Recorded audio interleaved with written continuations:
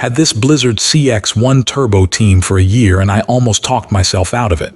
2 dogs, kids, and mixed floors pushed me to pick something reliable.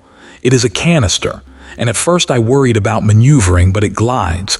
The wand is telescoping, and the carpet head pulls up rice and Cheerios. It struggles on hard floors unless you switch heads. The cord retract is slick, but I wish it were longer. It hauls in toys and crumbs, so you must clear jams, sometimes taking the head apart.